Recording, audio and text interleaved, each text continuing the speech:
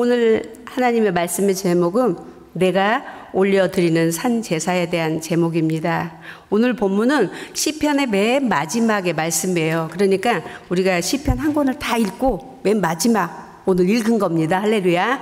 예.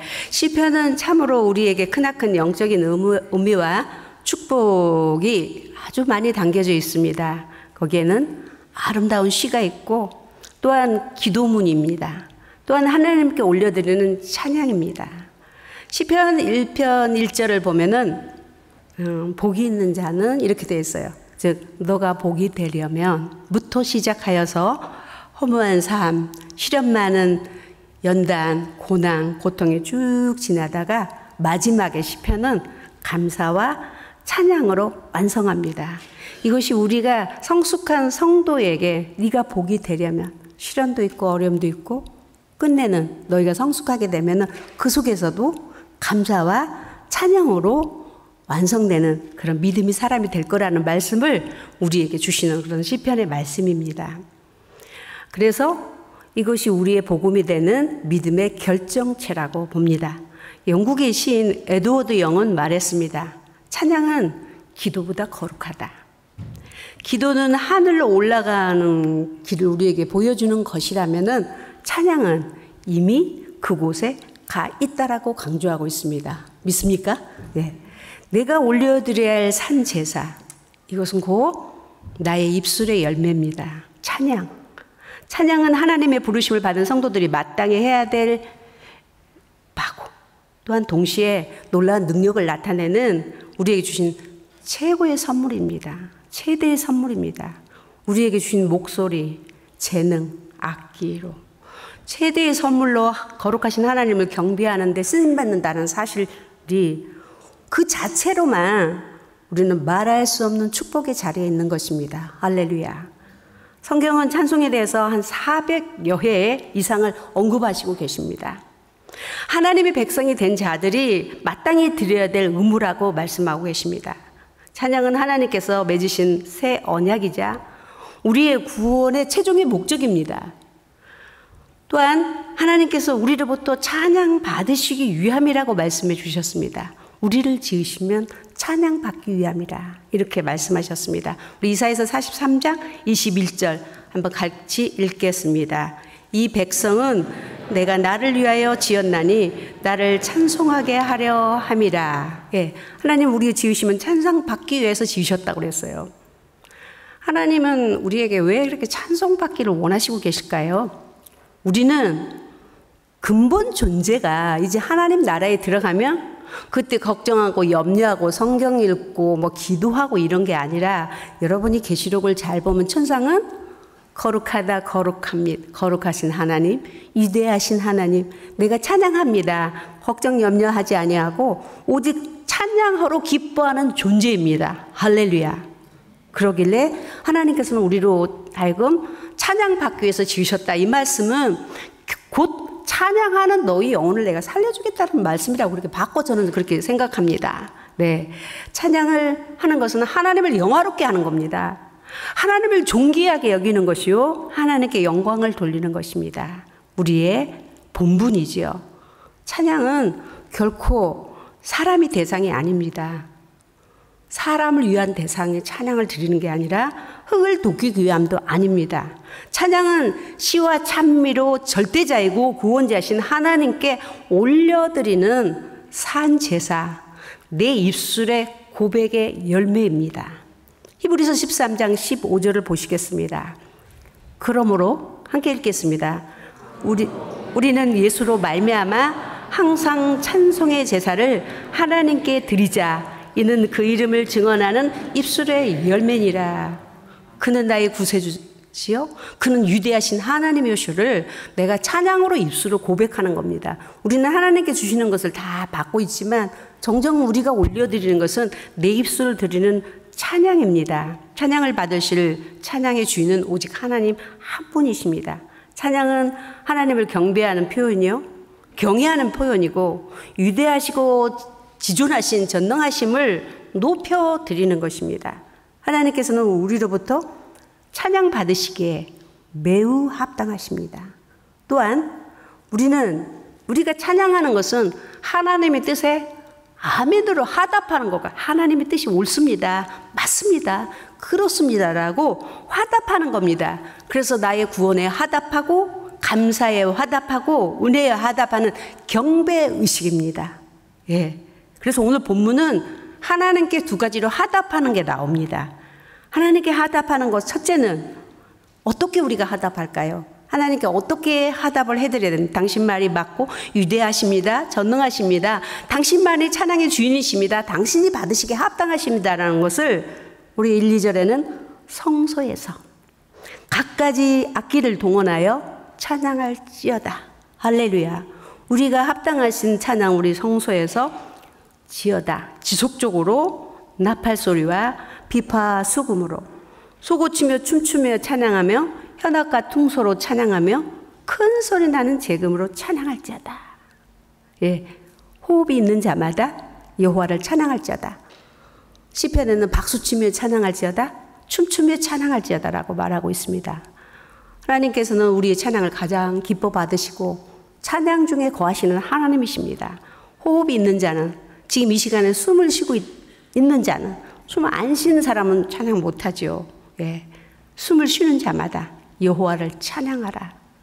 숨 쉬는 영혼은 누구든지 해도 되고 안 해도 되는 게 아닙니다. 나를 위해서, 내 기분을 위해서 찬양하는 것은 결코 아닙니다. 내가 제물이 되어서, 내가 숨 쉬고 있기에 내가 제물 되어서 찬양을 올려드리는 겁니다. 근데 제물이 살아가지고, 그래서 제가 꼭 여기 예배 드릴 때 양을 한 마리 좀 빌려다가 여기다 놓고 한 예배를 드릴까 해요. 양이 가만히 여기 있겠어요? 막 이리 뛰고 저리 뛰고 막 성가대로 갔다가 저리 갔다 막 소리 나며 난리가 날 겁니다. 이렇게 살아서 우리는 제물이 될 수 없다라는 얘기입니다. 구약에는 짐승을 잡아서 드렸고 예수님도 하나님이시니까 살아서 얼마든지 드릴 수 있었어요. 하지만 제물이었기에 살아 드리지 않고 그는 십자가에 못 박아 죽어서 드리신 것입니다. 아직도 내가 입을 열어 찬양하지 못한다는 것은 내 자존심이 지금 살아있다는 거죠. 우리가 진정한 찬양은 하나님을 높여드리고 내 중심과 전심으로 마음으로 찬송하는 것입니다. 이것이 진정한 하나님에 대한 화답입니다. 두 번째는 우리 역대상 25장에서 25장 1절에서 3절을 보시겠습니다. 둘째 화답은 신령한 것으로 찬양하라. 이렇게 말씀. 우리 1절만 읽고 2절, 3절은 신령한 것, 그것만 찾겠습니다. 함께 읽겠습니다. 1절만. 다윗이 군대의 지휘관들과 더불어 아삭과 해만과 여두둔 자손 중에서 구별하여 섬기게 하되 수금과 비파와 재금을 잡아 신령한 노래를 하게 하였으니 그 직무대로 일하는 자의 수요가 이러하니라. 2절에도 맨 끝에 왕의 명령을 따라 신령한 노래를 하며 3절에도 여두둔의 주의 아래 수금을 잡아 신령한 노래로 찬양하며 이렇게 말씀했습니다. 신령한 것은 거룩한 것으로 화답하라고 3번씩이나 강조하고 있습니다. 세상 것이 아닌 하나님의 구분된 것으로, 곡조를 말하는 게 아니라 구분된 사람으로서 하나님의 백성이 드리는 그러한 찬양입니다. 이 찬양을 어떻게 드리는 것이 신령할고, 고린도전서 14장 15절에 말씀합니다. 함께 읽겠습니다. 그러면 어떻게 할까? 내가 영어로 기도하고 또 마음으로 기도하며 내가 영어로 찬송하고 또 마음으로 찬송하리라. 신령한 것을 구분해드리니 영으로 드리고 마음으로 드리고 전심 전력을 다하고 감동된 마음과 심령으로 올인하는 겁니다. 우리의 찬송은 하나님이 받으시기 위해서 드리는 것이지 내 기분에 따라서 드리지 않는 거라고 분명히 제가 말씀드렸습니다. 그렇기 때문에 우리가 한 곡을 드리더라도 정말 하나님께 전심하는 마음, 감동된 마음, 몸과 마음과 그런 모든 영을 소와 혼혈을 다해서 드리는, 그래서 이런 찬양을 드릴 때 때때로는 산만하기도 하고 집중되지 않고 두려울 때도 있고 근심이 올 때 걱정될 때도 있습니다. 그래서 손을 들고 찬양하는 거죠. 손 들고 찬양할 때 때때로 우리가 깊은 기도에 빠지기 직전에 얕은 기도를 할 때는 그걸 느끼지 못하지만 깊은 기도에 들어갈 그 입구에 있을 때 상당히 많이 두려운 것들이 다가옵니다. 그때 사람들은 기도를 딱 멈추죠. 갑자기. 이런 것도 있고 또 찬양의 깊이에 또 빠져들면 너 또 내가 또 별난 거 아니야? 사람들도 나만 쳐다보는 거 아니야? 뭐 이래서 그런 것도 우리가 중단할 수 있는데 이런 것들은 손을 들고 하는 것은 우리의 위협하는 그런 두려움을 물리치는 것입니다. 사단이 역사하고 귀신이 역사하고 나를 힘들게 할 때도 우리가 기도가 안 될 때도 손을 들고 기도할 때 기도의 문이 열리는 겁니다. 마음으로 영으로 기도하기 위해서 최선을 다해보는 거죠. 그래서 두 손을 들어 기도하는 거죠. 찬양하고 우리가 은혜를 받으면 설거지를 하다가도 일을 하다가도 찬양이 막 나와요. 근데 좀 은혜가 떨어지고 기분 나쁘면 뭐가 나오나요? 찬양이 나오는 게 아니라 그냥 벌써 입이 이만큼 나와가지고 불만 불평이 나오는 게 당연한 것입니다. 우리의 찬양은 정말 우리가 하나님께 올려드릴 수 있는, 그래서 때로는 눈을 감기도 하고 큰 소리로 찬양도 해서 내 속과 내 안팎에서 방해하는 것들, 해방하는 것들을 물리치면서 올인하기 위해서, 그래서 하나님만을 높여드려야 되겠다라는 그런 마음. 지금 내가 찬양할 때 하나님을 받고 계실 텐데 내가 내 기분에 맞춰서는 안 되지. 최소한의 이런 마음을 가지고 우리가 신의 감동된 신령한 것을 드리기를 하나님은 원하시고 그렇게 드려야 되는 겁니다. 처음에는 아무 의미가 없어요. 솔직히 때때로 일주일 동안 허겁지겁 살고 여러 가지 어려운 것도 살고 마음에 여러 가지 상처도 있고 곤란한 고난은 여러 가지 있는 거 가지고 아침에 시간 맞춰서 막 이렇게 와서 앉자마자 그게 마음이 확 열려서 오 나의 하나님 받으시옵소서 이렇게 찬양이 안 되죠. 처음에는 아무 의미 없이 찬양을 하는 것 같으나 들이다 보면 신의 감동이 빠지게 됩니다. 할렐루야. 내가 기쁨에 빠지게 되고 내가 회개하게 되고 내가 하나님의 임재에 빠지게 되는 겁니다. 우리도 모르는 가운데 하나님의 은혜가 내게 흘러 넘쳐서 놀라운 역사를 이루게 되는 것이죠. 하나님이 찬양으로 하여금, 저는 하나님을 찬양하다가 찬양으로 하여금 변하여 오늘 이날까지 여기에 지금 쓰게 되고 있습니다.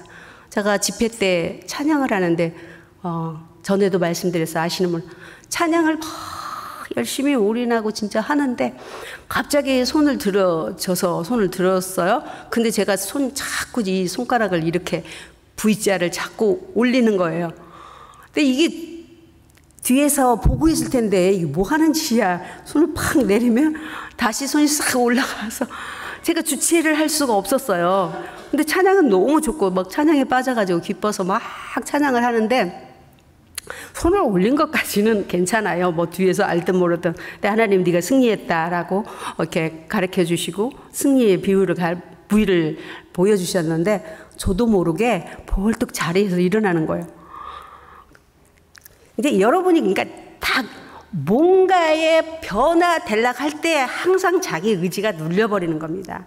그래서 우리가 찬양할 때도 이제 정말 모르겠다. 정말 아이처럼 다 비우고 그냥 하나님만 전력으로 찬양할 거야 하고 이렇게 찬양을 해야 되는데 저도 그 순간이 왔었어요. 이러면 안 되지. 내가 왜 여기 지금 앉으려고 하는데 이게 안 앉아지는 거예요. 근데 제가 발이 막 이렇게 공중에 뜬 것처럼 제가 그 발레를 했어요. 저는 발레를 배워본 적이 없어요. 너무 춤을 정말 사람들이 그렇게 얘기했어요. 천사 같더라. 이렇게 얘기를 했어요. 하나님의 영이 나와 함께해서 찬양하는데 그때 이제 집회 때였는데 집회를 할 필요가 없었어요. 그냥 저가 주인공이 다 돼가지고 온 성도들이 함께 찬양하고 기도하고 했던 그날이 오늘의 나를 이렇게까지 만들어 주셨습니다.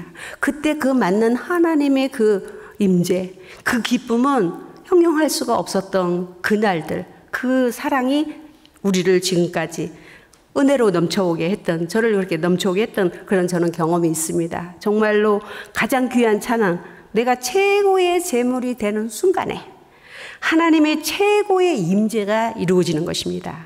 우리가 찬양할 때 그러면 하나님은 어떻게 하시고 계시나, 무엇을 하시는지, 어떻게 우리 찬양을 흠양하시는지 대해서 우리 역대하 5장 13절에서 14절을 우리가 잠깐 보겠습니다. 함께 읽겠습니다. 나팔 부는 자와 노래하는 자들이 일제히 소리를 내어 여호와를 찬양하며 감사하는데 나팔 불고 재금치고 모든 악기를 울리며 소리를 높여 여호와를 찬송하여 이르되 선하시도다. 그의 자비하심이 영원히 있도다 하며 여호와의 전에 구름이 가득한지라. 제사장들이 그 구름으로 말미암아 능히 서서 섬기지 못하였으니 이는 여호와의 영광이 하나님 전에 가득함이었더라. 우리가 찬양할 때 하나님이 직접적으로 현현하셨습니다. 나타내 주셨는데 그 나타나심이 하나님의 형상을 나타내신 게 아니라 정말 그 구름과 같은 그 영계, 영역이죠. 가득 채워서 제사장들이 제사를 드려야 되는데 앞이 보이지 않았다고 그랬어요. 때때로 여러분도 느낄 수 있고 저도 늘 느끼며 보는 게 있습니다. 성가대가 찬양이 하나님께 올려질 때 그 기쁨, 그 희열, 그 은혜, 이루 말할 수가 없습니다. 사실은 제가 오늘 세례식도 있으니까 성경도 말씀도 짧게 해야 돼서 우리 성가대, 성경적인 성가대에 대해서 설교를 하려고 딱 준비를 했었어요. 근데 생각해 보니까 일부 예배는 뭐라고 설교를, 일부 예배 성가대원이 없는데, 그래서 불가불 여기까지 지금 우리 일부 예배를 위해서 설교를 준비하였고 그 열매에 대해서는 양쪽 다 필요해서 이 말씀을 준비했어요. 그때 몸과 마음과 영으로 찬양을 드릴 때 여호와의 영광이 가득했다라는 것이 성경이 너무나도 많습니다. 여러분의 눈에는 보이지 않을 수 있어요. 하지만 그 영광이 가득 찰 때 듣는 이는 은혜가 되고 하나님께는 영광이 되고 교회에 놀라운 역사가 일어나는 것입니다. 오늘 성경적인 성가대에 대해서 제가 말씀을 드리고 결실에 대해서 말씀을 드리고 조금 그래서 시간이 지체돼요. 여러분 그리 알고 푹 계시면 되겠습니다. 성가대에 앉아있는 이 자체가 최고의 축복의 자리라는 사실을 믿으시기 위해서는 축원합니다. 이게 아멘이 시원찮을 줄 알았어요. 그렇게 아멘, 그렇게 대뜸 나올 리가 없다고 제가 가정하고 살살 물어봤습니다. 아멘입니까? 네. 성가대의 기원은 다윗에서부터 시작되었습니다. 다윗은 참 하나님의 마음을 너무 잘 아는 사람.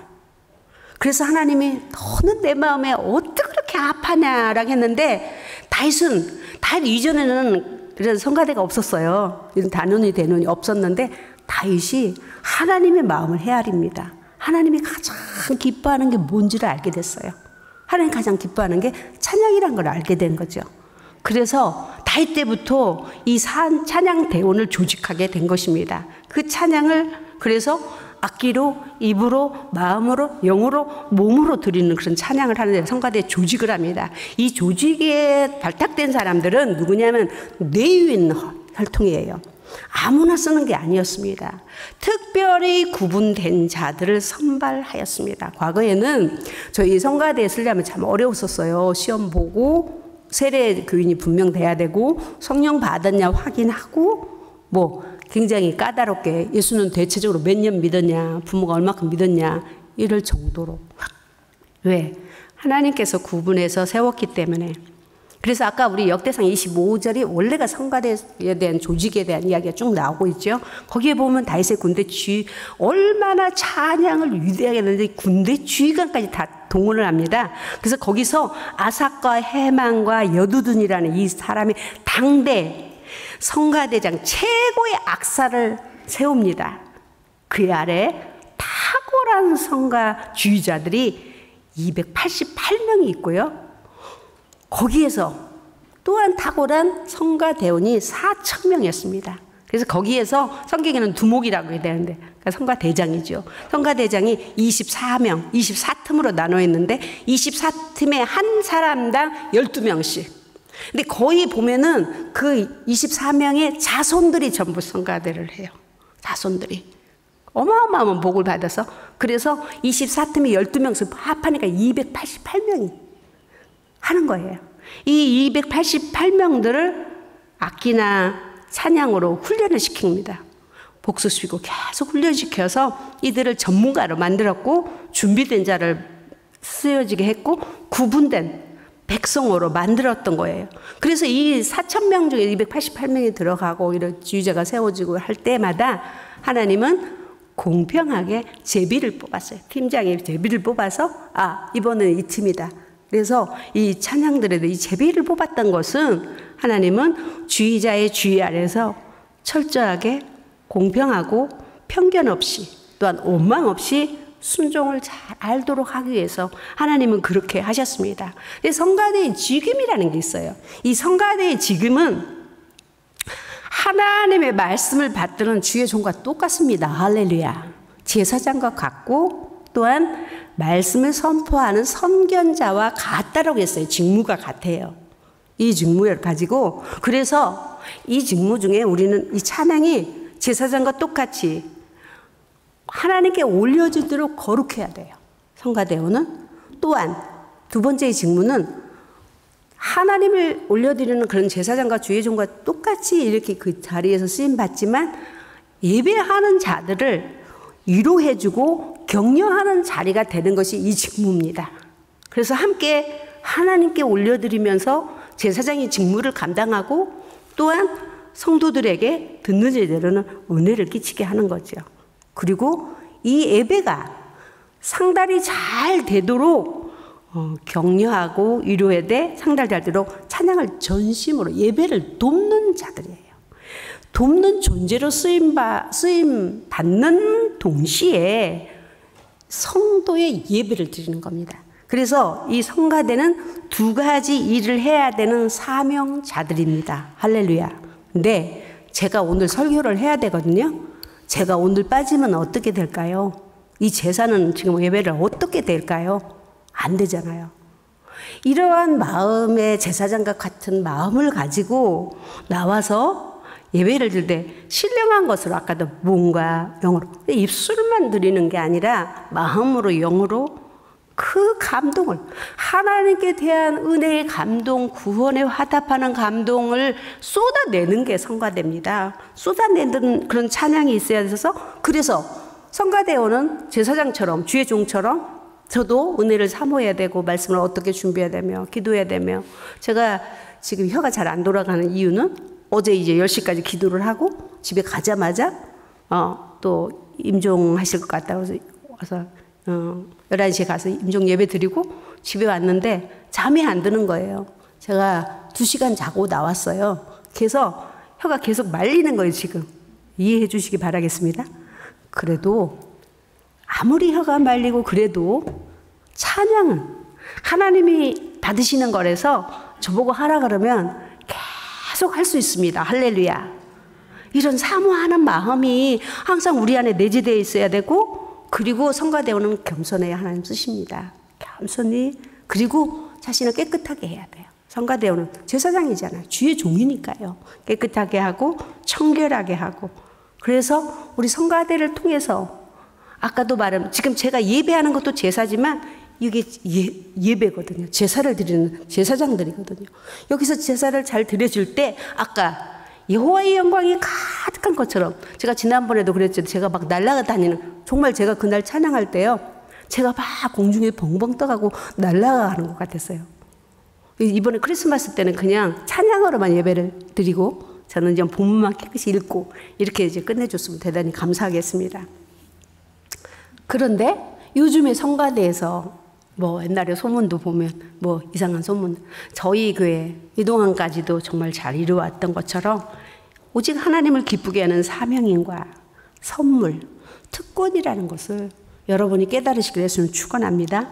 그 못지않게 하늘의 축복이 가문 자손 대대에 이르렀음을 여러분이 보시면 여기 헤만이나 아삽 씨가 시인이잖아요. 어마어마하게 그 헤만은 자식의 자손을 하나님이 기가 막힌 자식들을 참 많이 주었어요. 이런 축복을 하나님 못지않게 여러분에게 부어준다는 사실을 잊지 마시기 바랍니다. 원래는 제가 성가대 조직이 더 많이 준비되어 있었는데 일부랑 이렇게 겹쳐있고 우리 성도들 때문에 간략하게 그렇게 전했습니다. 여러분 이 자리가 저를 다 좀 뜨뜻하게 보시는데 우리 여자 성도님 우리 성가대원은 막 이렇게 방긋한데 우리 여기 남자분들은 좀 뜨뜻한 표정을 저한테 짓는데 네, 그래 하시면 안 됩니다.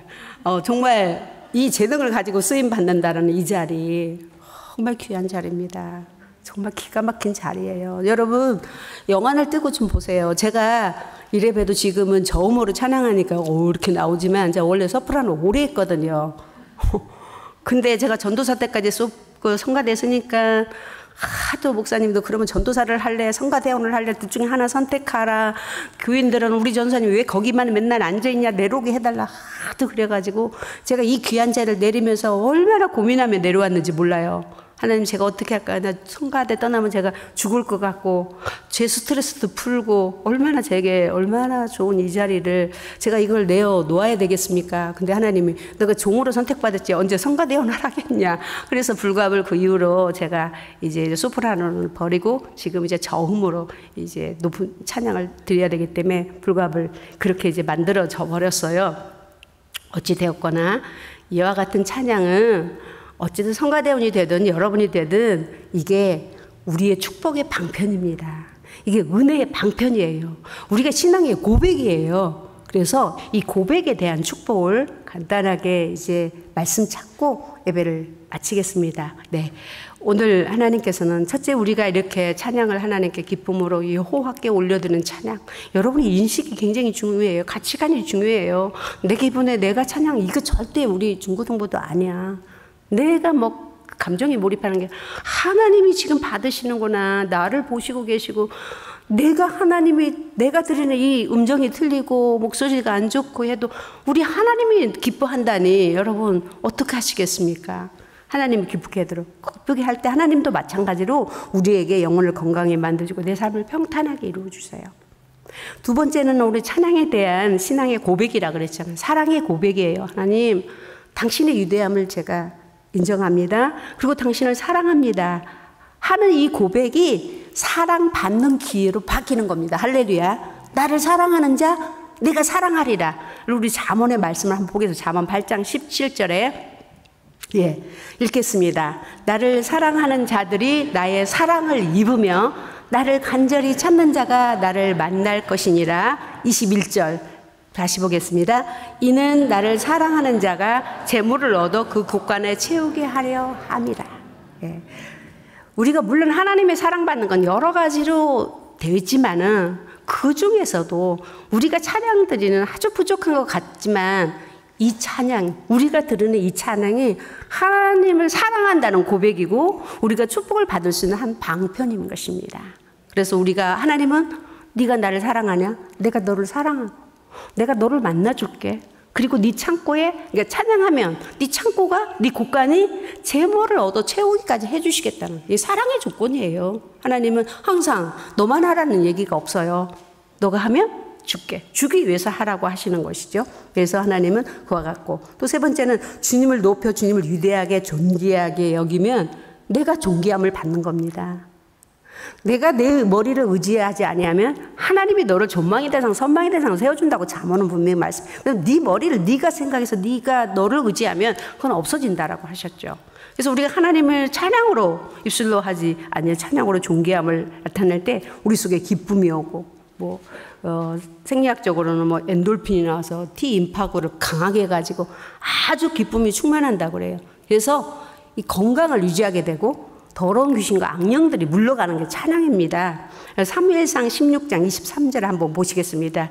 예, 함께 읽겠습니다. 하나님께서 부리시는 악령이 사울에게 이를 때에 다윗이 수금을 들고 와서 손으로 탄즉 사울이 상쾌하여 낫고 악령이 그에게서 떠나간지라. 할렐루야. 예, 그래서 환자들 병원에 같은데 환자들 집에 있거나 정말 악한 영들에게 자꾸 유혹을 받는 사람들 늘 찬양을 틀어놓고 늘 찬양을 하게 하면 그 막 고통하고 진통하는 자들에게도 그 진통이 먹고 마음이 찬양을 향해 갈 때 어둠이 사울이 악령에 시달리고 있었잖아요. 그래서 다윗을 데려다가 수금을 치며 찬양을 하게 하면 그 소리를 들을 때마다 악령이 떠나가는 거예요. 또 멀쩡해지는 거죠. 이런 하나님의 축복이 있고 또한 마지막에는 하나님은 우리가 찬양할 때 심령을 갈아엎는 겁니다. 이 자갈밭을 다 자갈밭이 옥토라는 게 원래가 옥토가 없어요. 그냥 물뚝불뚝한 돌멩이 같은 자갈밭을 다시 그냥 뒤집으면 옥토가 되는 거잖아요. 그래서 우리가 성가대가 옥토를 이루도록 이 우리 교인들에게 심령밭을 갈아주고 또 우리 여엘 찬양팀에서 앞에 나와서 막 찬양케 할 때 우리의 심령밭을 갈아 엎어주는 거예요. 그래서 우리를 옥토 만들어서 하나님께 전념할 수 있도록 예배가 상달될 수 있도록 하고 또한 성령으로 우리를 하나 만드는 게 찬양입니다. 할렐루야. 함께 찬양하고 박수하며 찬양하고 기뻐할 때 성령의 역사가 거기에 임하는 거예요. 그리고 또 거기서 더 나가서 우리 묶인 것이 매인 것이 풀리는 겁니다. 할렐루야. 보시겠습니다. 사도행전 16장 25절 26절 함께 읽겠습니다. 한밤중에 바울과 실라가 기도하고 하나님을 찬송하며 제수들이 듣더라. 이에 갑자기 지진이 나서 옥토가 움직이고 문이 다 열리며 모든 사람이 매인 것이 벗어진지라. 바울과 실라가 깊은 감옥에 착고를 다 치었어요. 발도. 그랬는데 그곳에서 아무런 인간의 방법을 세울 수 있었던 것도 없었습니다. 오직 길은 하나님께 기도하고 심으로 하나님의 그 성을 찬양했더니 천사들을 보내서 보십시오. 우리가 기도할 때도 당장에 이루어지지 않아도 여러분 이게 잘 보세요. 땅이 벌써 지진이 이렇게 기미가 보이잖아요. 기미가 일어나는 겁니다. 우리가 찬양할 때도 지금 모르지만 우리 속에서 뭔가의 기미가 일어나요. 확신 같은 거, 기쁨 같은 거, 뭔가가 밝아지는 느낌? 이렇게 점차적으로 우리에게도 하나님이 역사를 하는데 지진이 나더니 막 옥토가 움직여요. 지진이 와 오라라락 소리가 나더니 갑자기 터가 막 후들후들하기 시작합니다. 그러더니 어떻게 돼요? 문이 쫙 열리는 거예요. 그러더니 어떻게 돼요? 착고가 싹 풀리는 거예요. 할렐루야. 우리의 찬양은 위대한 것입니다. 대단한 것입니다. 놀라운 기적의 역사를 일으키는데도 왜 우리가 찬양에 인색해야 되겠습니까? 우리에게 주신 목소리. 저는 찬양 성가대 들을 때마다 다 신기한 게, 참 신기해. 어떻게 목소리에서 도, 레, 미, 이게 다 나와가지고 화음을 하는 거 보면 너무 신기하잖아요? 우리 이 속에서 나온다는 그 자체가 최고의 선물이 아니고 뭐겠습니까? 지금 여러분이 목소리 도도 안 나고 미도 안 되는 거죠. 그래서 우리도 이제 기도할 때도 주여 이렇게 하면 큐리어스 주여 나의 생명이십니다. 구세주입니다. 이렇게 고백도 되지만 또 힘을 주기 위해서도 되지만 주여 높은 더 하면은 거기에 맞춰서 같이 더 다다다다다 기도하면 내 기도 소리 남 안 들리고 남 기도 소리 나한테 안 들리는데 자기는 높은 도로 그냥 더 해줬는데 더 다다다다 하니까 남의 거 다 들릴 수밖에 없는 거예요.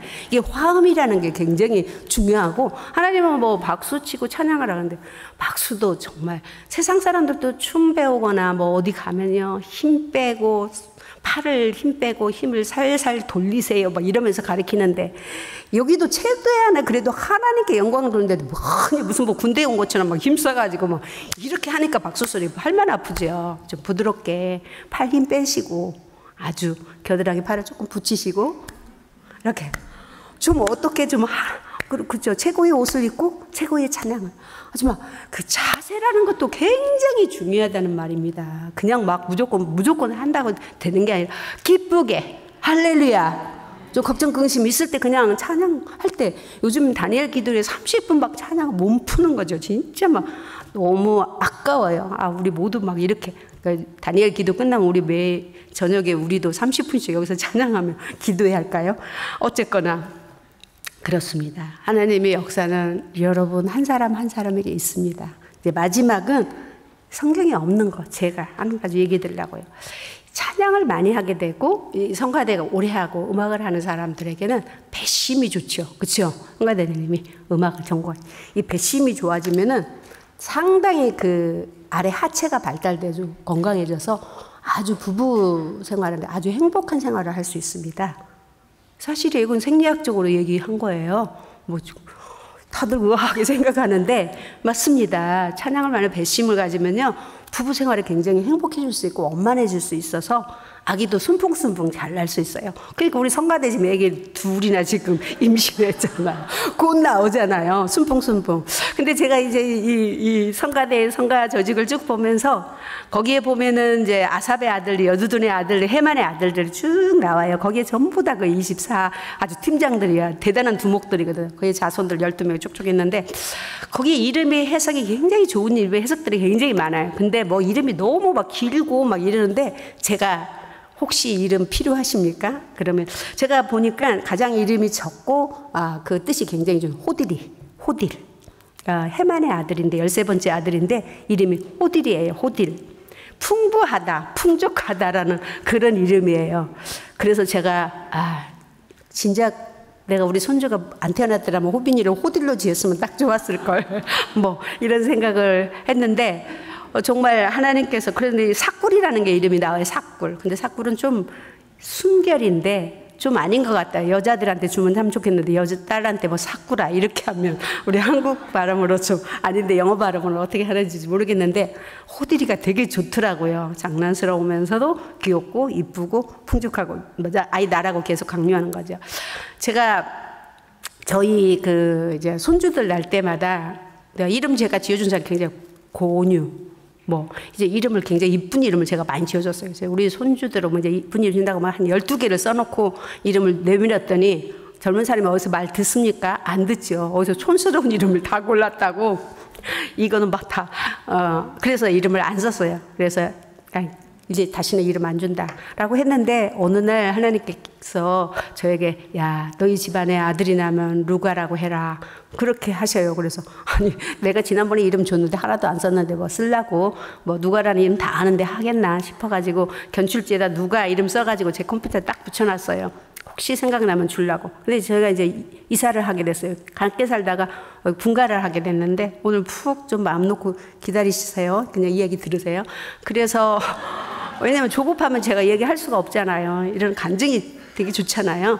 그래서 그거를 놓고 있었는데 이사를 하면서 컴퓨터에 붙인 걸 어떻게 해요? 띄워서 줘야 되는데 그래서 제가 며느리한테 주면서 야, 나 모르겠다. 뭐 혹시 모르는데 혹시 뭐 애가 그때는 난 지 8개월밖에 안 됐어요. 첫 손주가. 근데 8개월 된 애기 엄마한테 야, 애 낳으려면 혹시 아들 낳으면 누가라고 해라. 쓱 주었어요. 표정도 안 봤어요. 표정이 또 굳어질까 봐. 쓱 주고 돌아섰죠. 근데 이제 그날 이사를 했어요. 며느리가 열심히 도와줘갖고 며느리가 아팠어요. 몸살이 났죠. 그래서 병원에 갔더니 뭐가 있어요? 아기가 있었던 거예요. 그러니까 저도 모르고 본인도 모르고 아무도 몰랐는데 하나님은 아기가 있는 거 알았어요. 근데 두 번째 제가 이제 걱정이 되는 거야. 딸 낳으면 어떡하나. 딸을 누가라고 하기도 좀 그렇고 어떡하나 걱정했는데 여전히 하나님께서 아들을 주셨습니다. 이와 같이 정말 하나님께서는 성령의 역사가 어떤 큰 역사 속에서 일어나는 것이 아니라 아주 미세한 삶의 부분에서 갖가지로 일어나는데 우리가 캐치하지 못하다는 사실이죠. 저희 장로님 이름이 갈렙이잖아요. 병원에 가면 네 이름 참 좋다. 뭐 보이들이 아주 어린애 이름같이 좋다. 그런데 우리 장로님이 제가 시민권 받을 때 이름을 갈렙으로 지어줬더니 왜 내 이름을 갈렙으로 마음대로 바꿨냐고 막 뭐라 그러세요. 근데 나중에 우리 아들이 서울에 있다가 올라오더니 엄마 그거 나를 그 이름 주지 왜 아버지를 또 줬어 이렇게 얘기를 하더라고요. 근데 보니까 굉장히 갈렙이라는 이름이 좋은 이름이잖아요. 어쨌거나 제가 마지막으로는 하나님께 정말 우리가 찬양하는 거 하나님께 드려지는 조그마한 일에서부터 우리는 하나님을 가장 기쁘게 할 수 있고 우리 삶이 기뻐질 수 있다는 사실 여러분 앞으로는 찬양에 인색하지 않기를 예수 이름으로 축원합니다. 마음껏 들으시고 마음껏 하나님과 교제하시다가 신에 감동되어서 이와 같이 신에 감동된 자에게 삶에서 이런 부분을 이름도 알게 하시고 이런 것도 알게 하시고 이런 것도 보게 하시고 듣게 하시는 그런 축복이 여러분께 있기를 예수님으로 축원합니다. 기도하겠습니다.